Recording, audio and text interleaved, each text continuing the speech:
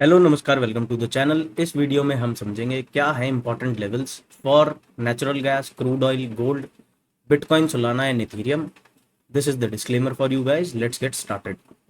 So natural gas की बात कर लेते हैं। पिछली वीडियो जो हमने इस टॉपिक के ऊपर बनाई थी उसमें हमने डिस्कस किया था कि एक रेंज बिल्डअप हो रखी है 278 से लेके और 259 तक। ये रेंज जिस भी डायरेक्शन में ब्रेक होगी उस डायरेक्शन में हमें मोमेंटम देखने को मिलेगा। ये वीडियो हमने बनाई थी। तो इसके बाद हमें क्या देखने को मिला? रेंज ब्रेकडाउन हुआ डाउन साइड में, एक दिन का पुल बैक हुआ। आज फिर कहीं ना कहीं 258 के आसपास से सपोर्ट मार्केट ने फाइंड आउट किया है नेचुरल गैस ने। और यहाँ पर अगर हम बात करें आवरली टाइम फ्रेम पर, तो आवरली टाइम फ्रेम पर पिक्चर क्या दिख रही है? यहाँ पर इंटैक्ट है अभी भी वही सेल ऑन राइज की जो स्ट्रेटेजी हमारी चलती हुई आ रही है। आज के सेशन के लिए जो कि है 6 अगस्त का, आज के सेशन के लिए क्या इंपॉर्टेंट सपोर्ट एंड रेजिस्टेंसेज है? अपसाइड के बारे में कब प्लान करेंगे नेचुरल गैस के अंदर? 265 का एरिया क्रॉस होगा तो एक अपसाइड मोमेंटम देखने को मिल सकता है। कहाँ तक? 269 तक। उसके बाद next area of resistance is around 274। तो अप साइड में काफ़ी सारे रेजिस्टेंसेज है और डाउन साइड में कोई मेजर सपोर्ट नहीं नजर आता है। कहाँ तक? 250 के लेवल्स तक। तो इसका मतलब क्या है कि जैसे ही 260 और ये जो प्रीवियस स्विंग हाई है, स्विंग लो है 258, ये डाउन साइड में ब्रेक होगा तो एक सेलिंग प्रेशर देखने को मिल सकता है जो नेचुरल गैस को ले आएगा 250 तक। तो नेचुरल गैस में अभी भी सेल ऑन राइज का सेटअप ही इंटैक्ट है। डेली टाइम फ्रेम की बात करें तो डेली टाइम फ्रेम पर जो बुलिश होने का सिनेरियो है that is very far away. 278 से लेके 280 का जो रीजन है, जब 300 के आसपास ट्रेड कर रहा था तो हम 300 के बारे में बात करते थे। अब डाउन साइड में आ चुका है तो रेंज शिफ्ट हो जाती है और अब अपसाइड में बुलिश होने के लिए 273 से लेके और 281 तक इस एरिया पर अगर किसी दिन हमें पॉजिटिव कैंडल मिलती है उसके बाद ही हम अपसाइड के बारे में प्लान करेंगे। जब तक ऐसा नहीं हो रहा है, नेक्स्ट एरिया ऑफ सपोर्ट हमें दिखता है 250। 250 जब ब्रेक होगा उसके बाद हम डाउन साइड टारगेट्स के बारे में बात करेंगे। तो ये रहा नेचुरल गैस का। अब बात करते हैं क्रूड ऑयल की। पहले बात करेंगे वेस्ट टेक्सास की, जो आपका इंटरनेशनल वाला क्रूड ऑयल है। इसमें हमने बात की थी कि जो सपोर्ट एरिया दिखता है दैट इज अराउंड 64,768। उसको डाउन साइड में ब्रेक किया, बट आज के सेशन में काफ़ी पॉजिटिव मोमेंटम अप साइड में दिखाया। 1 आवर टाइम फ्रेम पर चलते हैं और इसको समझने की कोशिश करते हैं। अब 1 आवर टाइम फ्रेम पर पिक्चर क्या बता रही है हमें? तो यहाँ पर ये देखने को मिल रहा है कि क्रूड ऑयल ने एक सपोर्ट फाइंड आउट किया फ्रॉम 64,176। अब अपसाइड में एक मोमेंटम हुआ है। कौन सा एरिया ऐसा है जो डिफेंड करना पड़ेगा? 65,223 का एरिया डिफेंड करना पड़ेगा। यहाँ से अप मूव मिलना चाहिए, आज का डे हाई क्रॉस होना चाहिए। फिर नेक्स्ट टारगेट हमारा रहेगा 66,700 का। उसके बाद 6700। 6700 के ऊपर जब हमें एक पॉजिटिव क्लोजिंग मिल जाएगी, बेशक on a 1 hour time frame, उसके बाद जो इसका स्ट्रक्चर है वो चेंज हो जाएगा हायर हाइज के तरीके से। अभी जैसे lower highs and lower lows का एक ट्रेंड चल रहा है, इसके अंदर फर्स्ट एक लेग आया है, सेकेंड लेग आ जाएगा, ये एरिया क्रॉस हो जाएगा 65, 680, 648 क्रॉस होगा अप साइड में। तो एक ट्रेंड शिफ्ट का आपको सिनेरियो नजर आएगा क्रूड ऑयल के अंदर।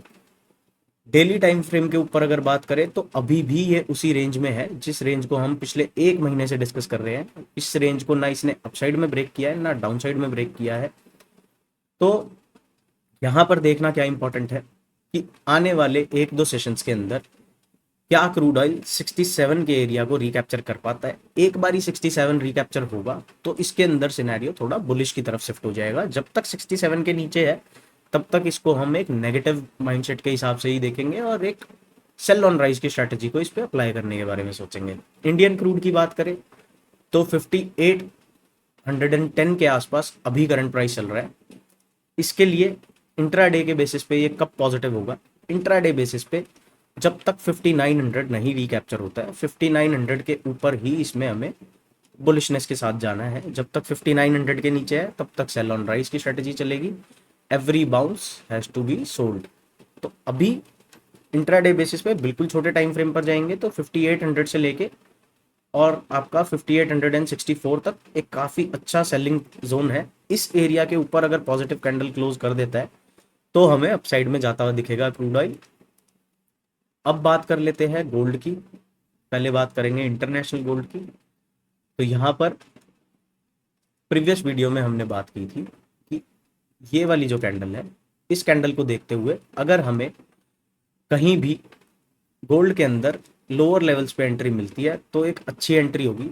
3330 के आसपास अगर गोल्ड आ जाता है और हमें एंट्री का मौका देता है तो यहाँ पे हम अपसाइड के बारे में प्लान कर सकते हैं। बट 3396 के आसपास एक अच्छा सेलिंग जोन है, यहाँ से सेलिंग देखने को मिल रही है गोल्ड के अंदर। और इस हफ्ते का अगर आप प्राइस मोमेंटम देखोगे तो फ्राइडे के सेशन में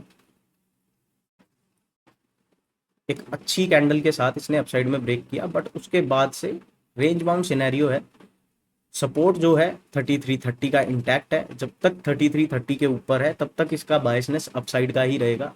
किसी भी दिन अगर हमें नेगेटिव कैंडल मिलती है बिलो 3330 तो हम इसके अंदर अपना बायसनेस चेंज करेंगे टुवर्ड्स द डाउन साइड। तो अभी के लिए जो प्रीवियस वीडियोस में हमने लेवल्स डिस्कस किए थे कि 3500 तक क्रूड गोल्ड जा सकता है, वो अभी भी इंटैक्ट है। जब तक 3330 का लेवल सस्टेन कर रहा है, जब तक 3330 के नीचे हमें क्लोजिंग नहीं मिल रही है तब तक इसकी गोल्ड की बायसनेस हमारी अपसाइड गई रहेगी। इंडियन गोल्ड भी सिमिलर ही है, बट इसने काफ़ी अच्छा प्राइस मोमेंटम दिखाया है और अपने प्रीवियस रेंज हाइज को इसने ब्रेक कर दिया है और न्यू हाइज की टेरिटरी में पहुंच चुका है। अब यहाँ पर अगर हम देखें तो immediate area of support is around 1,350। उसके बाद जो सपोर्ट दिखता है वो दिखता है 99,129 पे, और नेक्स्ट एरिया ऑफ रेजिस्टेंस दिखता है 1,03,128 पे।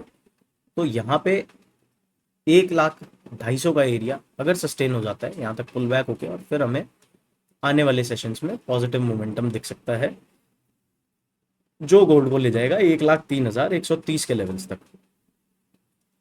अब बात कर लेते हैं बिटकॉइन की, सोलाना की एंड इथेरियम की। बिटकॉइन में अगर आप बात करो तो बिटकॉइन में वही सिनेरियो है, रेंज ब्रेकडाउन डाउन साइड में हुआ है। डाउन साइड में रेंज ब्रेकडाउन होने के बाद अभी पुल बैक चालू है। अब पुल बैक में हमें ये देखना है या तो ये लोज ब्रेक हो जाए या अपसाइड में हमें 1,15,000 के ऊपर जाके क्लोजिंग मिल जाए तो हम इसमें अपसाइड के बारे में सोचेंगे, और रेंज लोज अगर ब्रेक होते हैं तो हम डाउन साइड के बारे में सोचेंगे और 1,06,000 को टारगेट करेंगे। नेक्स्ट बात करते हैं सोलाना की। सोलाना में भी सिमिलर सिनेरियो है, रेंज ब्रेकडाउन हो चुका है, पुल बैक चालू है, रेंज लोज ब्रेक होंगे तो हम डाउन साइड के बारे में प्लान करेंगे। 174 के ऊपर सोलाना क्लोजिंग देगा तो हम अपसाइड के टारगेट्स के बारे में बात करेंगे। फर्स्ट टारगेट रहेगा 186, नेक्स्ट टारगेट रहेगा 202 का। बात करें इथेरियम की तो इथेरियम में भी सिमिलर सिनेरियो है, but Ethereum is holding stronger than bitcoin and Solana. Ethereum के अंदर जो सपोर्ट दिखता है 34,040 के आसपास एक अच्छा सपोर्ट एरिया है। अपसाइड की बात कब करेंगे इथेरियम में 37,030 के ऊपर जिस दिन हमें क्लोजिंग मिल जाएगी उसके बाद हम इसमें न्यू हाइज देखेंगे और प्रीवियस हाइज को जो इसके वीकली हाइज है उनको टारगेट करने के बारे में सोचेंगे। अभी के लिए तीनों बिटकॉइन, इथेरियम एंड सोलाना और रेंज बाउंड, तो इनमें ट्रेड करने से थोड़ा बचो वरना ट्रैप हो सकते हो। काफ़ी सारे स्टॉप लॉसेज हिट हुए हैं तो यहाँ पर थोड़ा सा वेट एंड वॉच का सिनेरियो है, but Ethereum is bullish then Solana and Bitcoin. So this is all in this video. मिलते हैं नेक्स्ट वीडियो में। बाय बाय, जय श्री राम।